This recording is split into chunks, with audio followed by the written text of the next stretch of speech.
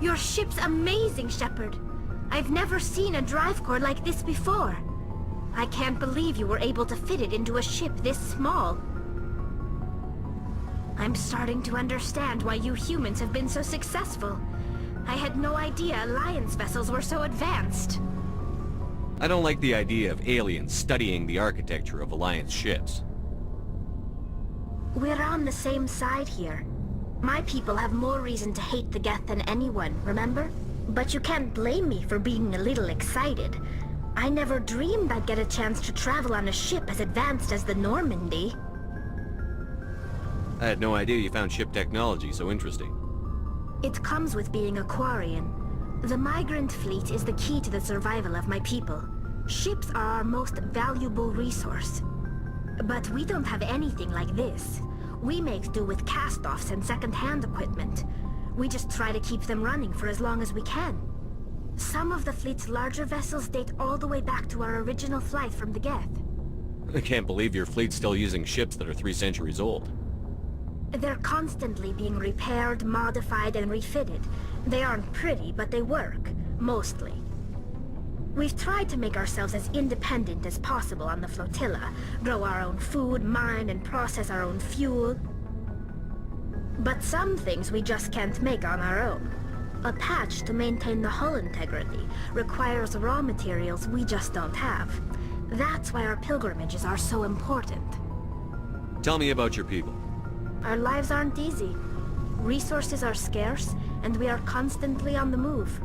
Everything we do must in some way contribute to the continuation of the migrant fleet. There are 17 million Quarians in the flotilla, and each of us relies on the others for survival. The bonds among my people are strong. Unfortunately, we have had to surrender many of the freedoms and civil liberties other species take for granted. What kind of freedoms? Well, it's illegal for parents to have more than one child. If our population grows too much, it would strain our resources to their breaking point. Of course, we also can't allow our numbers to become too few. If our population is in decline, the rule against single births is temporarily repealed.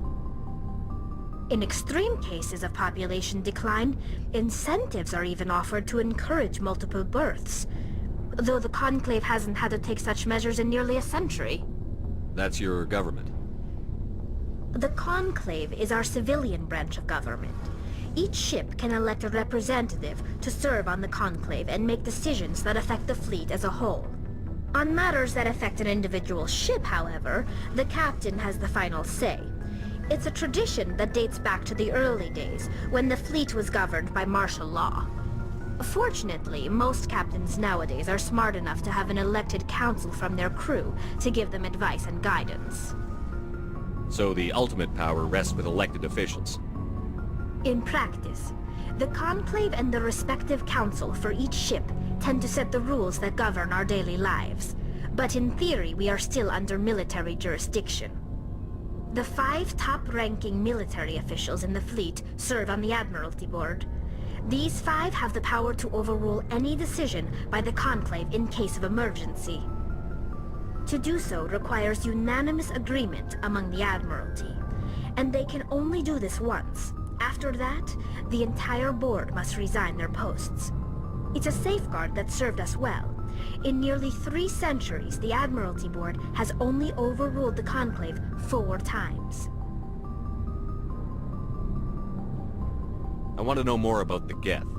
I doubt I can tell you anything you don't already know. It's been almost 3 centuries since they drove my people into exile. All I know is the story of their origins, what they were when we created them, and how they turned on us. Interesting. The Geth were originally created to serve as an automated manual labor force. Initially, their intelligence was as limited as any VI. Over time, we made small modifications to their programming to allow them to perform more varied and complex tasks, bringing them closer and closer to true AI status. How come the Council didn't step in and stop you?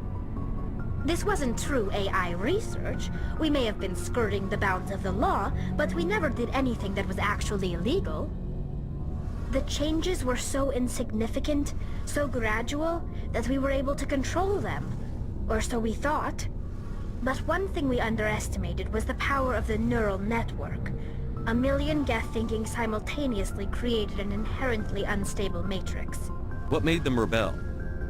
As we built more and more Geth, their effective intelligence became more sophisticated, more abstract. One day, a Geth began to ask its Quarian overseer questions about the nature of its existence. Am I alive? Why am I here? What is my purpose? As you can imagine, this caused a near panic among my people. What did you do?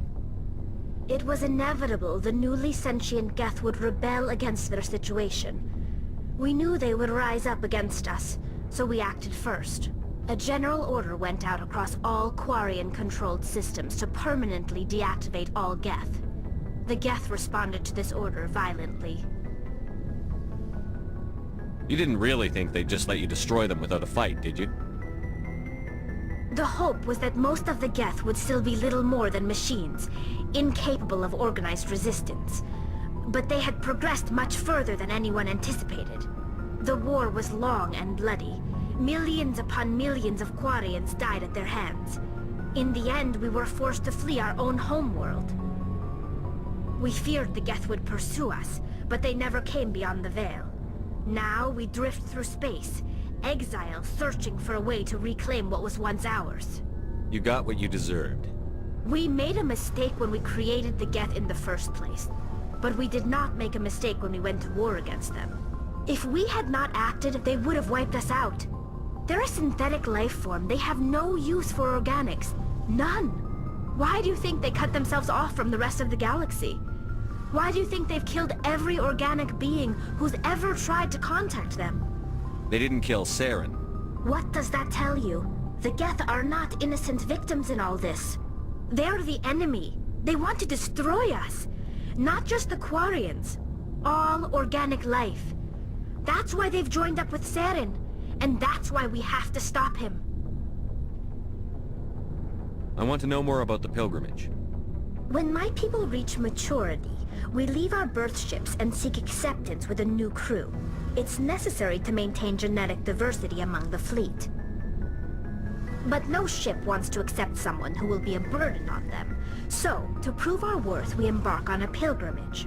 We set out alone, leaving the flotilla and our families behind us. We only return once we have found something of value we can bring back to the fleet. This is presented as a gift to the captain of the respective ship we wish to join. If the gift is accepted, we are welcomed into the crew.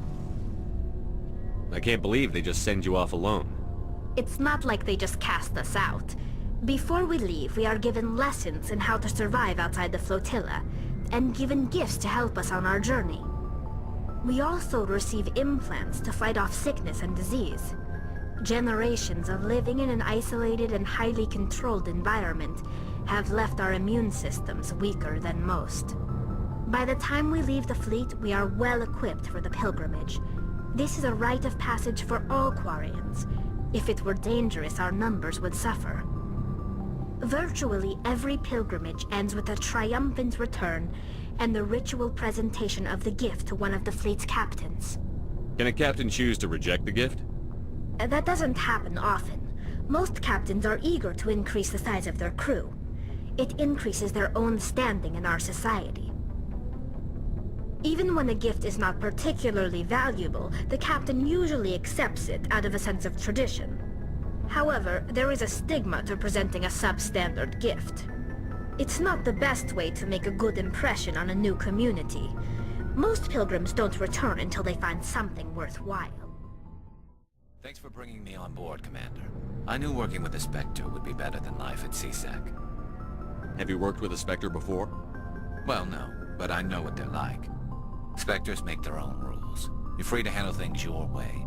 At CSEC, you're buried by rules. The damn bureaucrats are always on your back. Being a Spectre does have its advantages. Exactly my point. If I'm trying to take down a suspect, it shouldn't matter how I do it, as long as I do it. But CSEC wants it done their way. Protocol and procedure come first. That's why I left. So you just quit because you didn't like the way they do things? There's more to it than that. It didn't start out bad, but as I rose in ranks, I got saddled with more and more red tape. C-Sec's handling of Saren was typical. I just couldn't take it anymore. I hate leaving. It's not the end of the world. You'll have tougher decisions soon enough. Yeah, I suppose you're right. Either way, I plan to make the most of this. And without C-Sec headquarters looking over my shoulder, well, maybe I can get the job done my way for a change. As long as you do your job well, you're free to go about your business as you see fit. Thank you, Commander. Nice ship you've got, Shepard. What can I do for you? What's your story, Rex? There's no story. Go ask the Quarian if you want stories. You Krogan live for centuries. Don't tell me you haven't had a few interesting adventures. Well, there was this one time the Turians almost wiped out our entire race. That was fun. They tried the same with us, but we fought them off. It's not the same. It seems similar enough to me. So your people were infected with a genetic mutation? An infection that makes only a few in 1,000 children survive birth? And I suppose it's destroying your entire species? You're still here. It can't be all that bad. I don't expect you to understand, but don't compare humanity's fate with the Krogan. I was just making conversation. I wasn't trying to upset you. Your ignorance doesn't upset me, Shepard. As for the Krogan, I gave up on them long ago. The genophage infected us, but it's not what's killing us. Are your people really dying? We're sure not getting any stronger. We're too spread out. None of us are interested in staying in our own system. Lots of species have left their homes and prospered. But they go to colonize new worlds. We're not settlers. We're warriors. We want to fight. So we leave. Hire ourselves out. And most of us never go back. What can you tell me about the genophage? Ask the Solarians if you want details. They made it. All I know, it makes breeding nearly impossible. Thousands die in stillbirth, and most never get that far. Every Krogan is infected. Every one. And no one's rushing to find a cure. Why don't the Krogan try to find a cure? When was the last time you saw a Krogan scientist? You ask a Krogan, would he rather find a cure for the genophage or fight for credits? He'll choose fighting every time. It's just who we are, Shepard. I can't change that. Nobody can. So long, Rex. Commander? What's your opinion on the last mission? Kinda wish you'd got there sooner, Commander. No offense, I appreciate the rescue. I just wish... They died, you lived. That happens in this job. Yes, Commander. Believe me, I understand that. If I had been more alert, we wouldn't have been cut down by an ambush. The answer seems plain enough to me. Be more alert. Aye, aye, Commander. I'll make sure it doesn't happen again. Do you have a few minutes to talk one-on-one? I'm sorry, Commander. I need to get my duties squared away. I wouldn't mind talking more later, though. Dismissed, Chief. Sir.